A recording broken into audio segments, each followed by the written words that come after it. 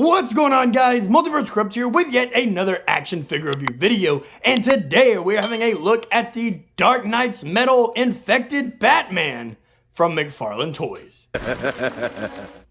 Starting off this video, guys, we are of course taking a look at the McFarlane packaging, and it is of course that black, white, and blue with the open face window, DC Multiverse, and Batman's name down here at the bottom. Flipping them over here to the side, guys, we see Batman of Earth -22 Infected from Dark Knight's Metal. And then over on the back is this beautiful product image of the figure himself just coming at you in the middle of the night. That is absolute nightmare fuel. Going over here to the side, guys, not really much going on other than DC Multiverse and Batman's name again. Nothing at all going on at the top. And then down here at the bottom is the barcode for you barcode guys. With all that said though, guys, let's go ahead and rip Batman out of the packaging and take a closer look. Born from the nightmares of the dark multiverse, the Batman of Earth -22 started out much like the Batman we know. However, on Earth -22, he becomes infected when nanotoxins from the Joker's heart are released into Batman's bloodstream, causing the Dark Knight's perfect mind to merge with a warped psyche of the clown Prince of Crime. He soon transforms into his final form, the Batman who laughs, and becomes part of an attempt to plunge the entire multiverse into ultra-violence, chaos, and utter darkness. So right here, guys, is the Batman who laughs, or the infected Batman of Earth -22, whichever one you want to call him, but I think this figure looks absolutely amazing. I'm really into that kind of midnight purple they gave for his suit with the lime green. I really would have liked to see a little bit more red with this guy. Instead of the yellow, probably turn it red, maybe just so that way it stands out a little bit more. But I do think that McFarlane Toys did an amazing job making this Joker-fied Batman here, and he just looks pure evil. That sinister grin on his face, it's just overall a menacing look. With all that said though, guys, let's go ahead and take Batman off of the rotating turntable and take a closer look at the accessories that he came with. In terms of accessories, guys, he does of course come with a classic McFarlane's base stand with DC just stamped right there on the front and the foot peg over here. Taking a look at his trading card now, guys, I really do love this picture. I'm gonna have to try to copy it on my Instagram, so be on the lookout for that. Going over here to the back side now, guys, if you want to pause the screen and read it right now. Little lengthy, but it is overall a good time. And last but not least, he does come with this massive batarang. Now, I will say I'm not a major fan of this giant-sized batarang he has here. Maybe if he's using it as like kind of like a machete type motion or whatnot, but I would just rather it be a smaller batarang. I was looking to see if I have one left or right to me here, but I do not. I have them all put away, but just a smaller batarang for me. With all that said though, guys, let's go ahead and move away from the accessories and zoom in to take a closer look at the detail. When it comes to the detail, guys, starting off with the head sculpt, I think the head sculpt is what grabs your eye for this figure. Not the suit, just that menacing grin he has, that Joker grin. They did an amazing job on this head sculpt. I will say, be careful. It did come out of the package with a bent bat ear up here. So just a little hot water, a little bit of patience, and it will stand right back up, no problem. Going over here to the back side of his cowl now, guys, looking at kind of like the detail they put in, and they gave it kind of a cracked leather look. Like, let's see if I can get him a little bit closer, but keep him clear. It's just kind of got some cracked leather going on in there, and I really do respect that. Shows that he doesn't so much care for his bat suit anymore. He's wearing it as a joke now. It is no longer his serious job.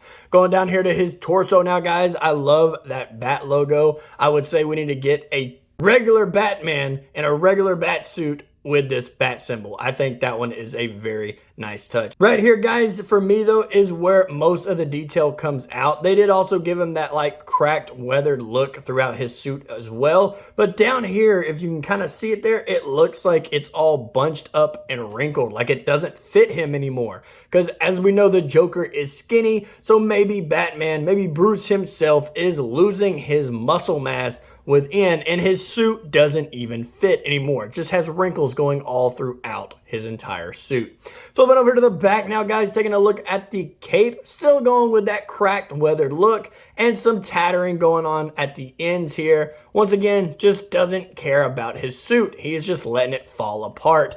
And I do like this lime green that they have going on for the figure. Me personally, probably would have gone with a shade darker, but I do like how much the lime green stands out. I mean, it's lime green. It's gonna stand out, but it just overall looks amazing. Looking at his utility belt, guys, just another sign of not matching the bat logos here. Got a completely different one down here on the front compared to the one on the chest. And I am not a big fan of this utility belt. It's big, it's clunky. I get maybe it's supposed to be a joke for the Joker, but it is just this massive thing and just kind of feels like it's ugly. It's just super ugly. There's no other way to describe it. Going on down here to his legs now, guys, we got some more wrinkles going on towards the boots and just that weathered look all throughout it. So there's not really much in terms of the full suit, but they did spend a lot of time adding in these wrinkles in the suit itself to show that this suit really doesn't fit him. It's just falling apart all around him, and it will eventually change to his final form of the Batman Who Laughs. With all that said though, guys, let's go ahead and move away from the detail and zoom out and take a look at his size and articulation and some size comparison. When it comes to how tall the Batman stands, guys, he does of course stand at about the 7 inches to the top of the head, but if you're one of the guys that go to the top of the ear, he's about 7 1/4. So for me, I like to go to the top of the head. He is just 7 inches. Let's go ahead and take him off of his base here and take a closer look at that articulation. Going up to his head articulation, guys, he is on a ball joint, so he can look up about that far and look down all the way there. He does have beautiful head tilt, and this head tilt does work wonders for these Joker-fied figures. And thanks to the ball joint, he does rotate all the way around. His arm articulation does go out about that far, but his cape's kind of draping over his shoulder here, so it can rotate all the way around, but expect just a little bit of resistance from up here. He does, of course, have a bicep swivel and double hinged elbows, as well as his wrist articulation. It goes down, it goes up, and it does, of course, rotate all the way around. Going over here to his ab crunch now, guys. His ab crunch is non-existent for the front, but it is, of course, there for the back, and you can see a little bit more wrinkles up here underneath his little ab crunch here.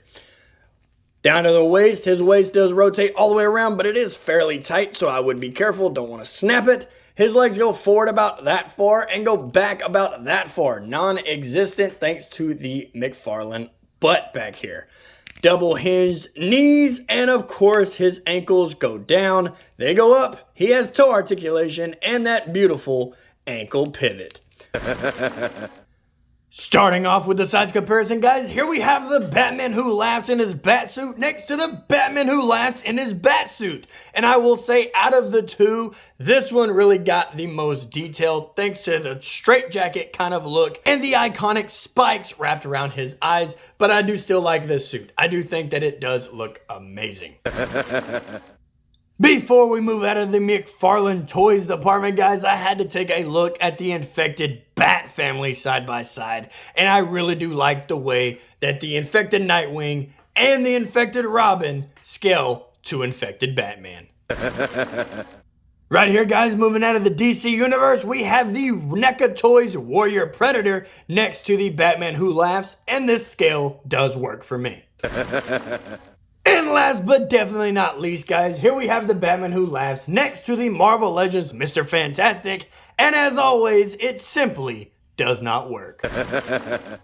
Alrighty, guys, and there you have it, another action figure review video in the books on my channel for you guys to enjoy.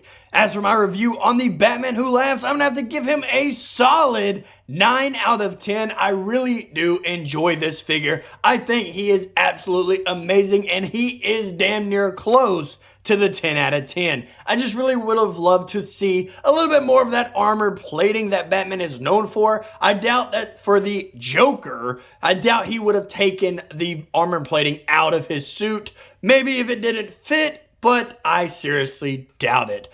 And I also really would have loved to see just a little bit more when it comes to accessories. But as you can see here, I'm making do with the infected Robin as an accessory himself. With all that said though, guys, if you did enjoy this video, go ahead and smack the like button and hit subscribe if you haven't already. Leave me a comment down in the comment section below, and I will see you in the next video. Later.